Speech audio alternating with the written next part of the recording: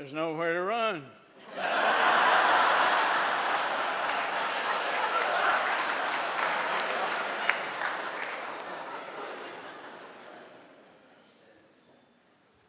I'm glad you're here.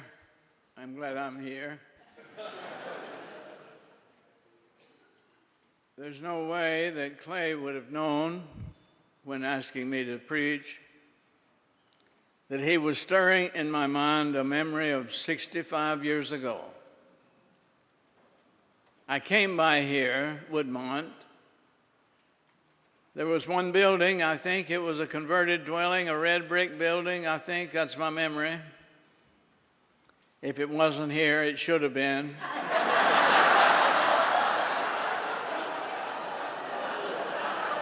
The reason I came to see Dr. Dravoda about 65 years ago. I was a teenager trying to figure out if I was called to preach. And I wanted some certainty. I wanted somebody to say, yes, of course. I think I was looking for what John Donne asked for in his prayer. Batter my heart, three-personed God. As yet you but knock and breathe and shine and tend to mend. Batter my heart, make me sure.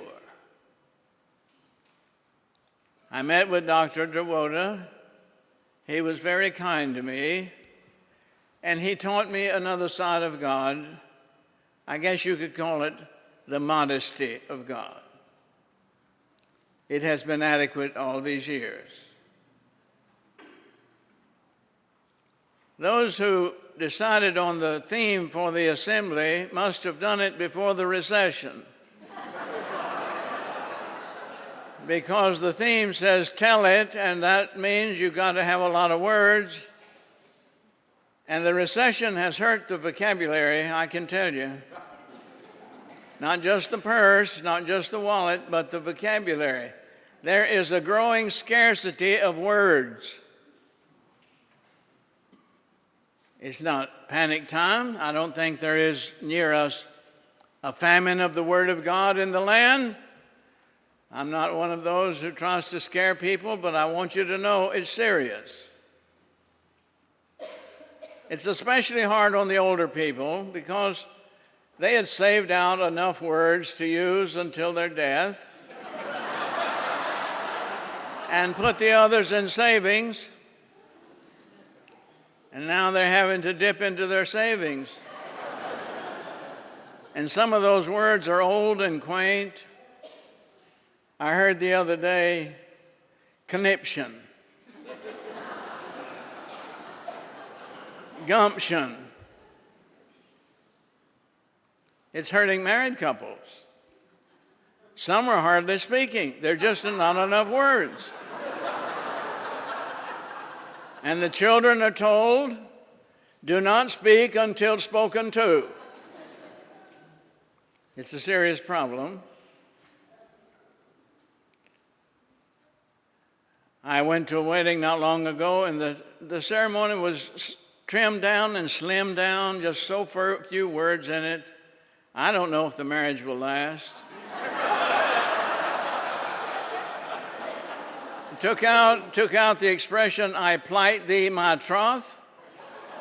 Now, how can they get along without that? There are funerals. There are funerals now in which bodies are put in the earth and nobody says any words over them. The hardest hit, of course, is the church. The church is a house of words. And now, where are we? You go to some churches, the scarcity has produced a terrible condition. Ministers are saying the same thing every Sunday. Not enough words. Some ministers have been told by the board of elders, why don't you cut it a little short? You see what's happening. I notice there are churches that are opening their vaults now and getting out words that they haven't used in a long time.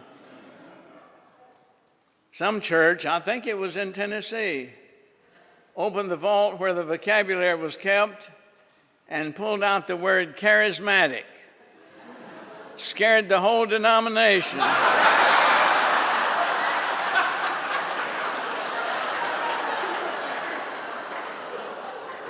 A lot of division. You actually heard disciples asking, "Can you speak in tongues?" "No, I hardly have enough words to speak as it is. That's a luxury I can't afford." Well, somebody put the word back in the vault. We're safe for a while. I noticed, though, in Georgia, that some disciples have pulled out of the vault and are beginning to use the word saved. I never heard that in a disciple church. It's beneath the gentility and speculative power of the disciple that we don't say saved. I noticed in a restaurant recently, somebody said to a woman, I wasn't involved with either of them, but she apparently had married a minister recently, and she had a very naughty tattoo. And the fellow said, "Isn't that tattoo a little naughty for a minister's wife?" And she said, "I got the tattoo before I got saved." What's she talking about? The word is out, saved. We never have used it much. How many got saved? You don't hear that among us. You hear it among some churches. Oh, we used to laugh about it and joke about it, people getting saved. You ask someone, "What's your denomination?" They tell you, and you say, "Well, do you believe once saved, always saved?" "No, no, no, no. I got saved 17 times. None of them took except the last one, then I was nearly dead."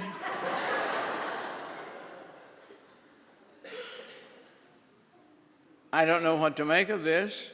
I do know that I felt the responsibility as a teacher in the disciples' denomination to investigate the word to see if we had a real place for it. We're a Bible people. And when all else fails, turn to the scriptures. And so I looked up the word saved. I was really surprised what I found. There was a woman with a hemorrhage who came up in the crowd and said to herself, as she pressed forward, "If I but touch the hem of his garment, I will be made well," is the way it's translated, just to make it easy on you.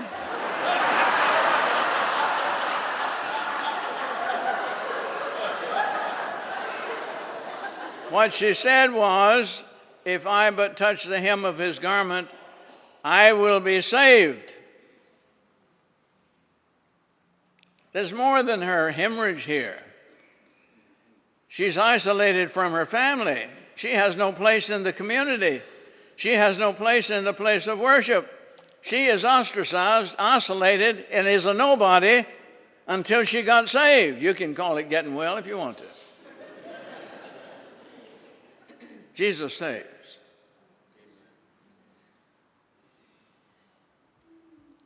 There was a blind beggar near Jericho on the side of the road when the parade came by going up to Jerusalem. The people happy and shouting, and he was sitting there on the side of the road, blind as a bat, smelly, a cast-off, a throwaway. If you ever saw one, he was a throwaway. Mucused eyes fastened together, could not see. "Jesus, Jesus, help me." And the people said, "Shut up, old man. Who wants a blind beggar? We can do without blind beggars. They don't carry their weight." And Jesus said, "What do you want?" "I want to see." And Jesus said, "Your faith has made you well." There you go again. Your faith has saved you. Here is a man in rags, blind, cast off, not loved, not cared for, and in a few moments he is in the parade marching up with hallelujahs and hosannas to the city of Jerusalem with all the rest of the people.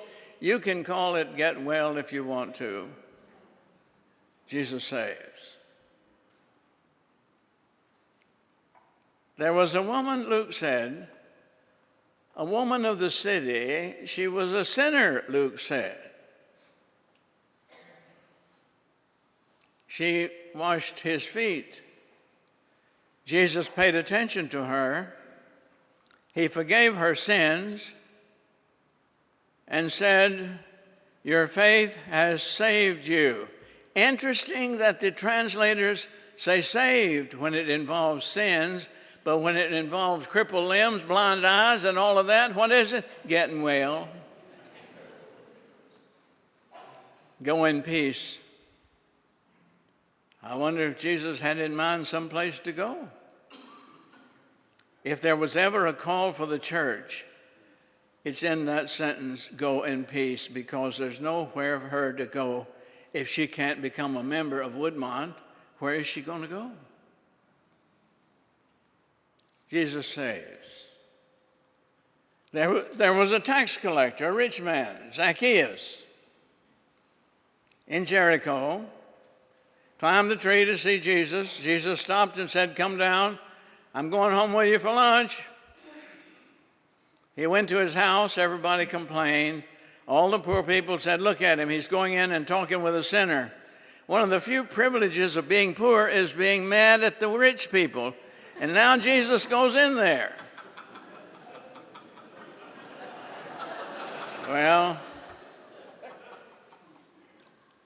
what they talked about, we don't know, but when the meeting was over, Jesus heard the man say, "I'm giving one half, 50% of all I have to the poor.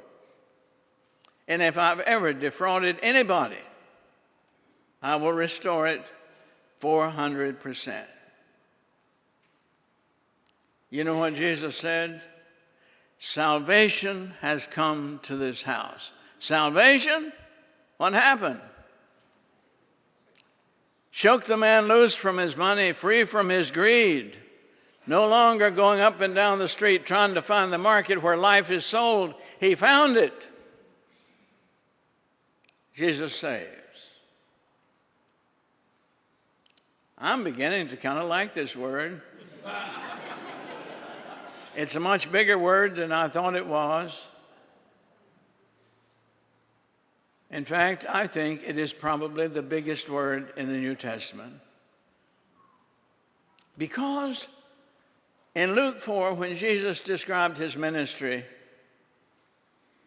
the eyes of the blind, prison doors are opened, the oppressed go free, all that marvelous list of what his ministry did, the ministry of salvation.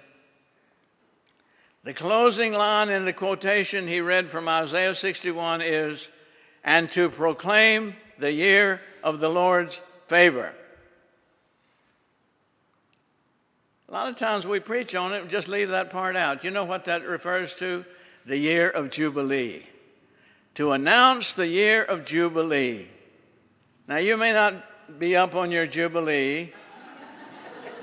Leviticus 25, as you know, the ethical system and moral life as well as religious life of Israel was founded on the idea of the Sabbath. You don't go running off in any direction, but you got to stop and rest. You're not going to do anything, but you have to stop and rest. Think about it, pray about it, give God the glory. The Sabbath, every seventh day, the Sabbath. Every seventh year is a Sabbath year. And every 7 years times 7 is a Sabbath year. But it's special that year. The 50th year, every cycle, the 50th year, when the ram's horn is blown, at the first day of the Day of Atonement, everybody goes home. Everybody is restored. The old home place that you lost, you got it. No more holding it in foreclosure. It's yours again. Every inch of the universe is touched by the grace of God. The Sabbath touches the peach trees, the olive trees, the fish in the creek, the sky, the birds, human beings. It is the biggest expression of the work of Jesus Christ in the New Testament that he has come to announce the year of Jubilee. That's not just a few sick people getting well, a few cripples being healed. It's not just a matter of somebody being returned from sin. It is touching the universe. There is not 1 square inch of the universe, birds and fish, people, trees, flowers, everything restored, renewed, no longer broken, no longer shattered. It's just a dream. I get goose pimples just thinking about that Jesus has come to do that. But I know when you bring it up, there's usually a scholar in the room, and the scholar says there is no evidence that Israel ever tried to practice the year of Jubilee. You can't have any fun if there's a scholar around.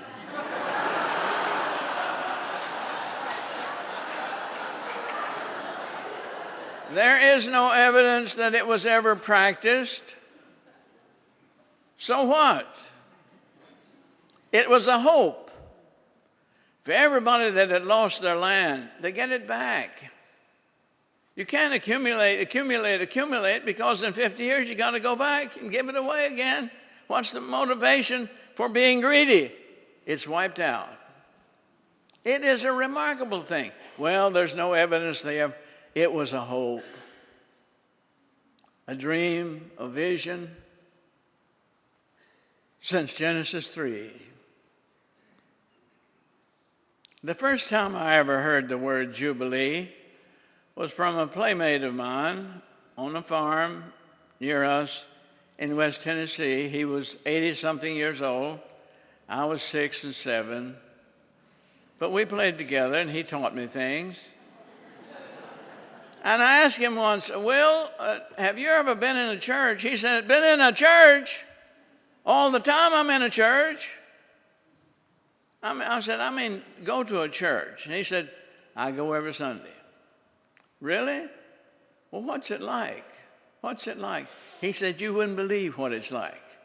When I walk up to that golden door and touch that silver handle and open the door and 100 voices say, welcome, Will, I go in and they start singing. I bet you there are 500 in the choir, and the top of that little building is blue like the ceiling of heaven, and stars sprinkle over everything, and everybody's singing, including the angels. It is absolutely unbelievable. Do I go to church? Of course I go to church. I went to his church once. It seated about 60, unpainted board frame building, sitting up on fieldstone at the four corners with a deep sag in the middle, hand-whittled and thrown together furniture, just a few old people fanning with the funeral home fans. Where in the world did Will get that? Was he just pulling my leg? This is not Saturday morning cartoons about the happy hippopotamus or something. We're talking big here, and look at it. A little frame building about to fall down. I didn't realize until much later that Will could see what I couldn't see. That sometimes God disguises the good stuff, and you have to close your eyes to see it. I learned that later. Of course it was hope. It all started with hope. Somebody went running up and down through Galilee saying, we found the Messiah is here, the Messiah is here. Plows were left in the fields. Bread was left in the oven. School turned out early. The shops were left unattended. We found the Messiah, and they came running, and they came running, and they came running, and they followed him, and they followed him. The crowds grew, and then they saw the cross. the Messiah, they saw the cross. And suddenly, what seemed to be the grand hope turned. And the hope became an assignment. And if you find anybody who's really, really saved, this is what happened. I first went because I thought, wherever Christ is, there is no misery. Wow. But now I realize wherever there is misery, there Christ is. It's a hope. It's more than a hope. So Jesus finished the reading, and he gave the scroll back to the attendant and sat down, and every eye in the room was fixed on him. And he anticipated their question. He anticipated their question. And he said, "You want to know when this is going to happen?" He said, "Today. Today. Earth shall keep her jubilee. Jesus saves. Jesus saves. Sing, ye islands of the sea, echo back, ye ocean caves. This our song of jubilee, Jesus saves." I think we might start using the word again. I sense it's really, really true. Somebody may even ask you, and you'll be sort of inclined to snicker, but they may ask you, "Are you saved?"